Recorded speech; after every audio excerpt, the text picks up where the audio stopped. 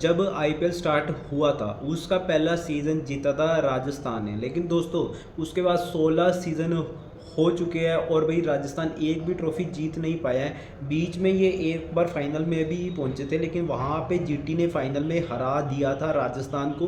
तो फिर दोस्तों आज की वीडियो में हम राजस्थान की प्लेइंग 11 बनाते हैं और फिर देखते हैं क्या ये 16 साल बाद एक और टाइटल जीत पाएंगे और ये इनका 16 साल का सब्र ख़त्म होके एक और टाइटल इनके यहाँ पे आ रहा है। और दोस्तों हम इनकी स्ट्रॉन्गेस्ट फर्स्ट प्लेइंग 11 बनाएंगे, ये एज्यूम करके कि भाई इनके सारे के सारे प्लेयर फिट है और सब के सब खेल रहे हैं जो जो इन्होंने स्क्वाड को खरीदा है। तो फिर दोस्तों सबसे पहले तो ओपनर्स की बात करते हैं। इनके ना ओपनर्स ही सबसे ज़्यादा स्ट्रॉन्ग है और भी इनके पास बेस्ट ओपनर्स हैं, one of the best opener है इनके पास। और इनके पास ऐसे ओपनर है जिस अगर इनके ओपनर ही चल गए ये अकेले दम पे ही मैच जिता सकते हैं। एक तो है संजू सैमसन, अभी उन्होंने इंडिया के लिए तीन मैचों में लगातार 3 सेंचुरी मार दी थी, नहीं 5 मैचों में 3 सेंचुरी मार दी थी। तो फिर संजू सैमसन और दोस्तों उनका साथ देंगे जायसवाल के बारे में तो मुझे कहने की ज़रूरत ही नहीं है। वो तो मुझे ना इंडिया का क्रिस गेल लगता है, मतलब वैसी हाइट भी बहुत है, लंबा चौड़ा है और छक्के मारता है बड़े बड़े। और जायसवाल के पास पावर बहुत है, गेल भी पावर से छक्का मारता था, जायसवाल भी पावर से छक्का मार देता है। और दोस्तों फर्स्ट डाउन पे इनके पास आएगा नीतीश राणा। केकेआर के लिए नीतीश राणा ने 1-2 सीज़न में कैप्टनसी भी करी है और काफ़ी ज़्यादा डिसेंट बैट्समैन मुझे तो ना लगते हैं, अंडर रेटेड रहे हैं रिसेंट ईयर्स में, लेकिन काफ़ी सही बैटिंग करते हैं। और दोस्तों वो ऑफ स्पिन भी ठीक ठाक डाल देते हैं। उसके बाद सेकंड डाउन पे आएगा रियान पराग तो बहुत सालों से ट्रोल होते आ रहे थे, लेकिन पिछले साल उन्होंने क्या शानदार बैटिंग करी थी, कुछ 400 रन मारे थे 400-500 के बीच में। और भाई बॉलिंग भी कर लेते हैं और वो इंडिया के लिए भी T20 टीम में सेलेक्ट होके उन्होंने काफ़ी अच्छा परफॉर्म करा है। तो फिर रियान पराग तो खेलेंगे और भाई इन्होंने रियान पराग को रिटेन भी करा था, संजू को भी करा था, जायसवाल को भी करा था, रियान पराग को भी करा था। उसके बाद आता है ध्रुव जुरेल। इन्होंने ध्रुव को बटलर के ऊपर रिटेन करा, मतलब इन्होंने बटलर को रिटेन नहीं करा लेकिन इन्होंने ध्रुव को करा 18 करोड़ में। तो फिर ध्रुव तो खेलने गई, विकेट कीपिंग का भी एक ऑप्शन देते हैं और वो उन्होंने इंडिया के लिए टेस्ट में भी खेला है और काफ़ी ठीक ठाक परफॉर्म भी करा है। पिछला सीज़न ध्रुव का बिल्कुल भी अच्छा गया नहीं था, लेकिन होपफुली इस बार वो काफ़ी सही खेल पाए। और दोस्तों इसके बाद आता है हैतमायर काफ़ी सही फिनिशिंग टच देता है। हैतमायर को भी इन्होंने रिटेन करा था, काफ़ी मैच जिताया है हैतमायर ने।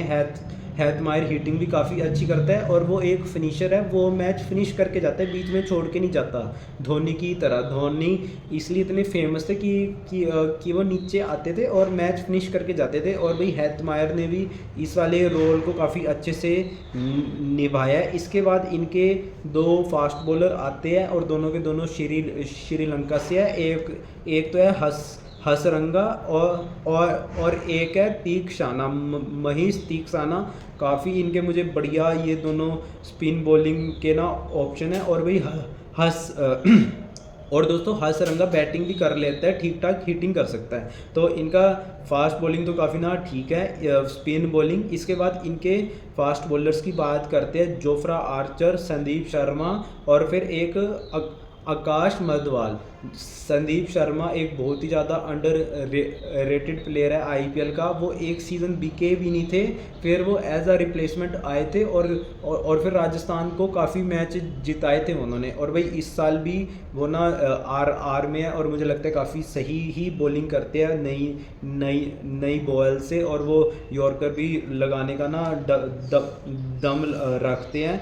उसके बाद जोफ्रा आर्चर काफ़ी सही मुझे तो बॉलर लगते हैं, बैटिंग भी कर सकते हैं, छक्के चौके मारने का दम रखते हैं कि बैट पे चढ़ गई तो छक्का मारते हैं। हो सकता है वो ना फिनिशिंग करने आए हैतमायर के बाद जोफ्रा आर्चर और भाई आकाश मरदवाल मुंबई इंडियंस के एक फाइंड है, और उन्होंने मुंबई इंडियंस के लिए कुछ सीज़न में काफ़ी अच्छी बॉलिंग भी करी है, तो ठीक ठाक ये भी बॉलर है। तो अब हम, लेकिन दोस्तों अब एक इनका इम्पैक्ट प्लेयर, इनको एक बैट्समैन चाहिए। मैं ना लिस्ट तो देख रहा था, काफ़ी सारे इंडियन इनके पास बैट्समैन है, बट मैंने किसी का कोई ख़ास नाम नहीं सुना, तो ये अपने आप ही कोई इम्पैक्ट प्लेयर चुन लेंगे। पर कोई सा नाम देना है तो दुबे का नहीं, शुभम दुबे का ना दे देते, क्योंकि उन्होंने पिछले सीज़न 4 मैच भी खेले थे और ज़्यादा ठीक बैटिंग तो नहीं कर पाए थे, लेकिन हो सकता है इस साल भी उन्हें ना चांस मिले। तो फिर हम ओवरऑल टीम की बात करते हैं तो स्पिन इनका डिसेंट है, और भाई इनकी फास्ट बॉलिंग भी डिसेंट है। मतलब ये डिसेंट है, बहुत ज़्यादा अच्छी तो नहीं है, क्योंकि जोफ्रा आर्चर अभी ना चैंपियंस ट्रॉफी में फॉर्म में थे नहीं।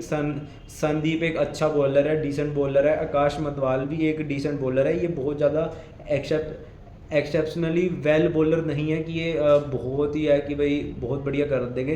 संदीप शर्मा भी कि में बॉलर तो ठीक है, बस उनमें एक कमी है, उनकी थोड़ी स्पीड कम है। अदरवाइज़ उनके पास जितनी लिमिटेशन है वो उन्होंने उससे बेस्ट ही निकाल रखा है।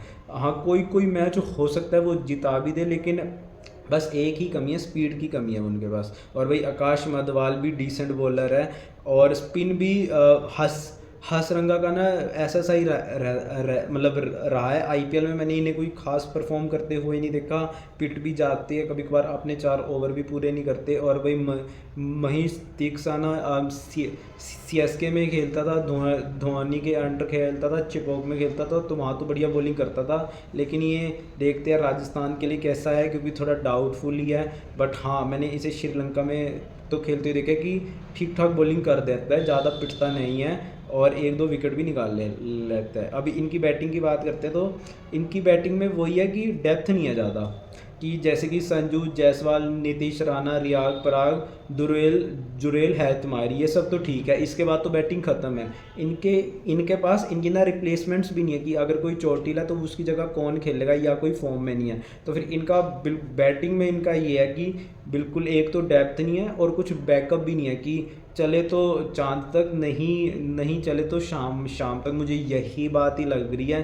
तो और इनका ना लास्ट सीजन्स में भी ऐसा ही होता आया है कि इनके 5 शुरू के तो बढ़िया होते हैं, नीचे इनकी बैटिंग ही ख़त्म हो जाती है, तो फिर ना राजस्थान फिनिश ही नहीं कर पाता।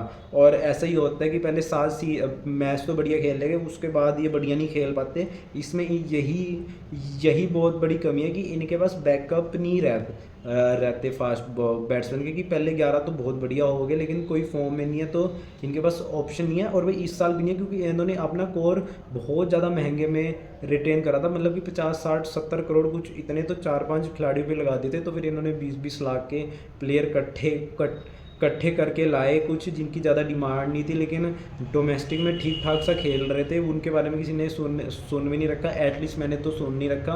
वरना किसी खिलाड़ी की ना खबरें आती रहती है कि बहुत बढ़िया खेल रहा है, सेंचुरी मार दी, मैच जिता गया, ऐसा तो कुछ सुनने में नहीं आ रहा।